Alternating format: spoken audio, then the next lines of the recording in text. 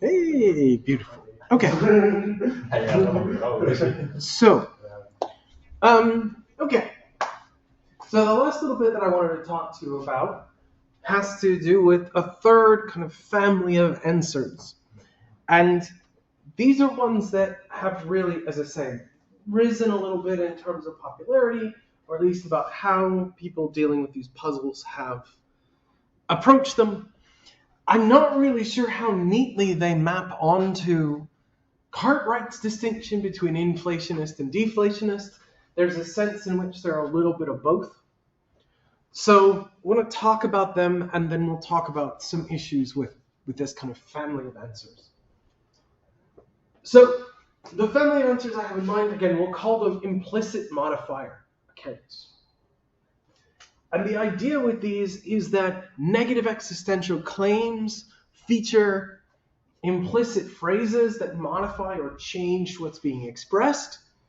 And when we realize this, once we make them explicit, the relevant claim turns out to be true or false, right? But also doesn't require that the object, well, it can still be around in some sense. Exactly how we're going to cash that out kind of depends. So I'll give you two versions of this. And exactly how different these two are depends. But I've seen at least versions of these two pitched as different in the literature, so I thought I would give them to you as different here. So the first one you might think of as a kind of really account. And the idea is that a negative existential implicitly features a kind of really modifier. So when I say Charlie doesn't exist, what I really mean is Charlie doesn't really exist. That is, he's not around in space and time, or he's not part of the causal chain, something like this. Instead, Charlie's more like an abstract object. Now note, on this view, you don't have to mark a distinction between being and existence. So it's not fully inflationist, but it's not fully deflationist either. Everything exists. Charlie just happens to be an abstract object, like a number. So when I say Charlie doesn't exist, what I really mean is something like, I can't kick him.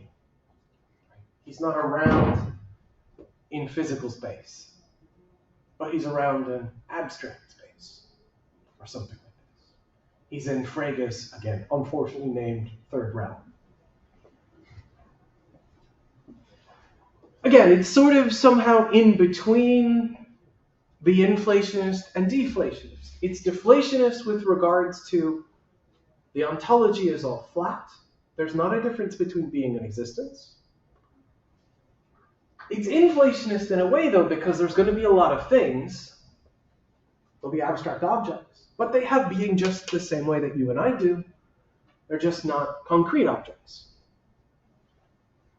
And when we say Charlie doesn't exist, we mean things like Charlie doesn't really exist. He doesn't exist in space-time, or something like this. A similar kind of version of this is what we might think of as a fictionality view, or a fictional object view. And this is saying that things like negative existentials, usually, almost always, are actually about the kind of fictionality or non-fictionality of the relevant objects. So when I say Charlie doesn't exist, what I really mean is something like Charlie's a fictional character. And again, in this case, exactly how we understand being a fictional character, this could be a version of this story. Charlie turns out to be an abstract object. It could be that when I say Charlie's a fictional character, what I'm really saying is there's some story that purports to be about Charlie, but isn't because Charlie isn't there. Exactly how we cash this out will depend on how we understand fictional characters. In both of these cases, though, what we're doing is we're reading the surface English expression as hiding a whole lot of semantic complexity. And the hope is that with both of these, we can dodge the kind of being-existence split, have it all be just existence, and tell a lovely semantic story that will get us around the problems that the deflationist had. Or at least the two versions of deflationism we looked at. Before I talk about any issues or anything, do we kind of see how these are meant to work? We sort of see how they would at least possibly block the puzzle.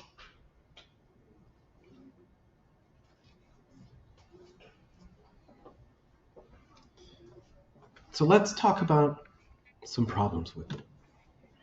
And I think there's broadly three problems. The first one is probably the most difficult and the most genuinely problematic. And I've called it here cancelability. It sometimes gets called other things in literature. The thought is that, right, if you say Charlie doesn't exist, well, you should be able to follow that up by saying, right, something more substantive. For example, you might say something like, look, Charlie isn't real. In fact, he doesn't exist at all. Or Charlie isn't a fictional character. He's nothing. Charlie is not in any way, shape, or form. Now, what are we doing with these kinds of claims? By making these sorts of claims, to go back a slide to look at the two solutions, we're explicitly canceling or blocking the reading that our modifier person says we should be able to do. Charlie isn't real. In fact, he doesn't exist at all. If the modifier person is correct, that should just be me saying the same thing twice. But that doesn't seem right. It feels like what we're doing is, in fact, canceling an implicit reading. Again, think back to the Grice stuff we talked about last week, right? Think about the difference between Amanda ate some of the cookies, in fact, she ate them all, versus Amanda ate some of the cookies, in fact, she ate none of the cookies. The first one, okay. The second one, And the fact that these ones on their surface don't sound paradoxical gives us a pretty good reason to think that this is not a good analysis of what's going on. Denying Charlie's existence isn't to deny his being real, or at least not merely that. It's something more substantive. So that's our first kind of puzzle. It looks like these modifier versions, we can force problematic readings for these accounts by denying the very reading that it says we're supposed to have, and then following it up with, and the thing doesn't exist, or explaining it by citing the fact that it doesn't exist. The second puzzle is easier to see with the fictional account, but it works with the really one too. I assume everyone's at least sort of vaguely familiar with Hamlet. So in Hamlet, there's a play within the play. Hamlet gets some visiting actors to put on The Murder of Gonzago, or The Mousetrap, as it's also known. So within the fiction of Hamlet, Gonzago is a fictional character. Notably, Gonzago is not a fictional character. That is, right, Hamlet is a fictional character. Gonzago is a fictional character. He's not even a fucking fictional character. He doesn't even get in that door. He's stuff that they make up. So we should be able to say things like Gonzago doesn't exist even in Hamlet. Gonzago isn't even a fictional character. He is not. So we can have versions of these kinds of things where, again, we have a singular object. Now, we could put this clause up, we can also drop it. And if their basic treatment works, well, he should be a fictional character. But that is incorrect. He is not a merely fictional character. He is a fictional character. Yeah. But the iteration problem doesn't go up for the really modifier, right? It depends. It depends on how you understand the really stuff. we can give a version of the iteration problem there too. Right? If we think that really means is abstract or isn't concrete, right, then I can give you a basic version with like, Gonzalo isn't abstract. Again, it's very close to cancelability, but in effect what I'm going to do is push the particular story or entity that you want it to be and say he's not one of those. So it's not going to quite work in the same fictional character way, but it's the same kind of problem. He's not even irreal for the irreal things. He's nothing. But both of these are really kind of gesturing at the underlying problem, which is, again, whenever we want to try and make one make sense, we have to tell something like two analyses. It's basically the version we had before. If we think again about straightforward ones, Mira doesn't exist. This is going to be about Mira. It's going to have a straightforward reading. It's not going to have an implicit modifier. It's just flatly false. Like, Mira does exist. But Charlie doesn't exist. We'll have to somehow magically understand that there's an implicit fictional character restrictor or really restrictor. And once we eliminate that, we're good.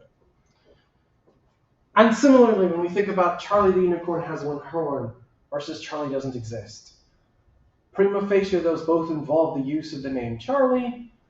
On these accounts, we're going to have to understand one is involving an implicit really, and one is not. Again, bifurcating the semantics depending upon the kind of sentence we're looking at. And in the first case, whether it's meant to be true or false.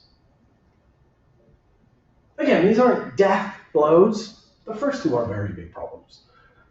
But this suggests that our purported save, right, this kind of move to complicate the semantics in some way, doesn't actually help that much. So, yeah, to kind of review.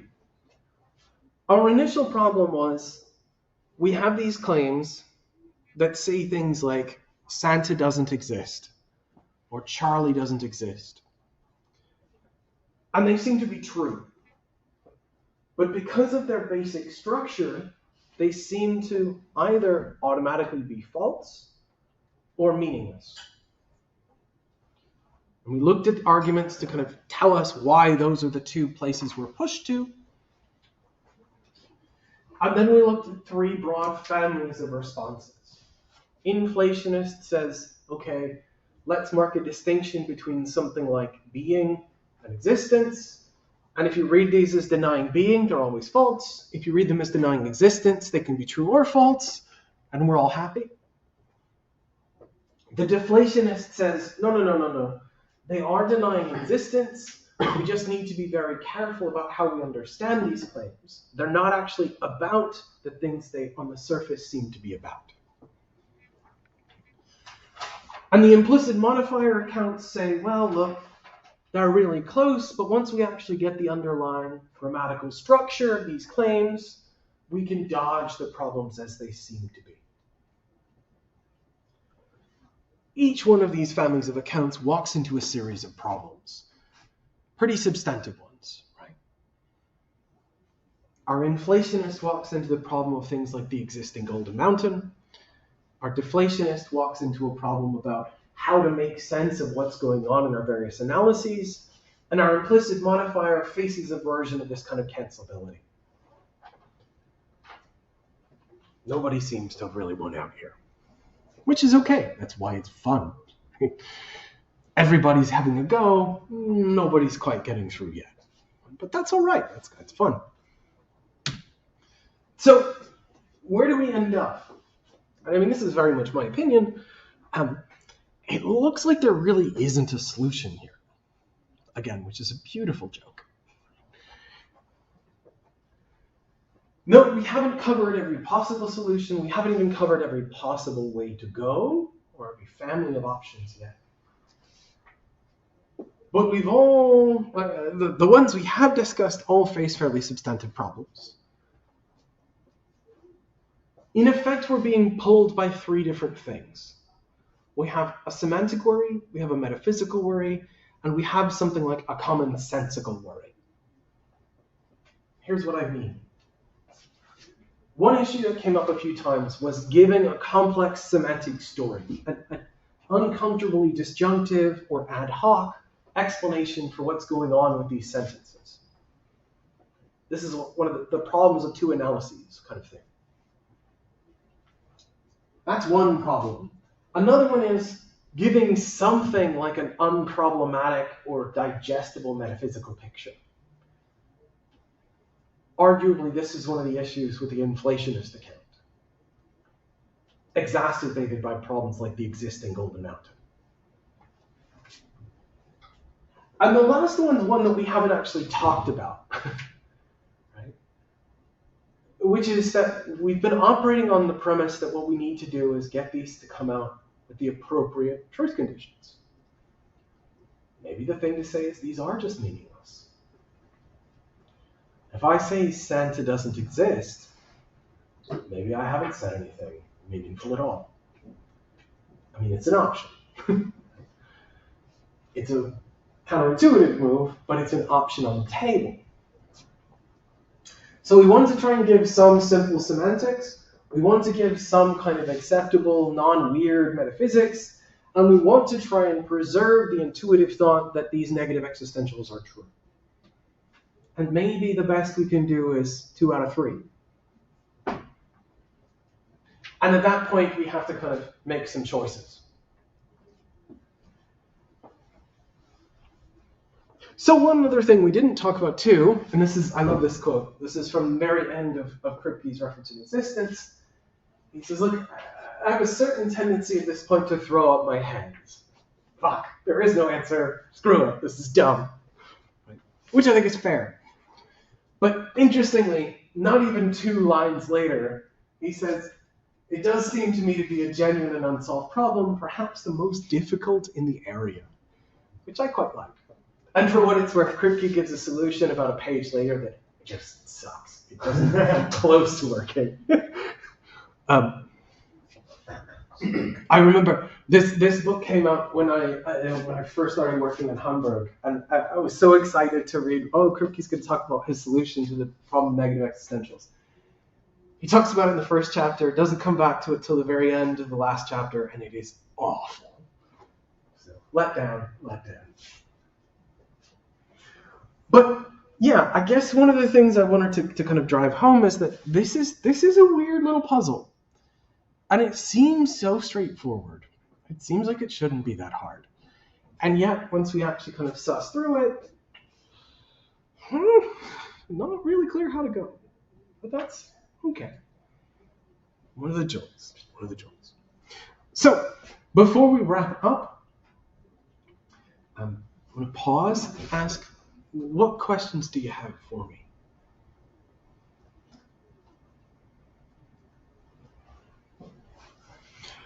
I think maybe one of the last things we can do before we close up is look again at the arguments, the one from Cartwright and the kind of other version I gave. As we said, the big things to think about here, the 2 premises we can reject are going to be 1 and 2. So one of the things to think about is how we might reject either 1 or 2. We talked a little bit about a motivation for 2. But if we're going to reject something, maybe this is the way to go. But if that's the case, if we do reject 2, we're also going to have to explain why it is that some sentences are about things and do seem to suggest there is such an object. And the same thing if we think about the alternative formulation. We might reject 1 or we might reject 2. But exactly how we can understand these and why we might reject them, I think that's going to be hard to get going. But there's room to maneuver here. Okay, cool. So, the last class we have next week, our last lecture, is going to be about rule following. So the reading for this is actually going to be a little selection from a book by Martinich.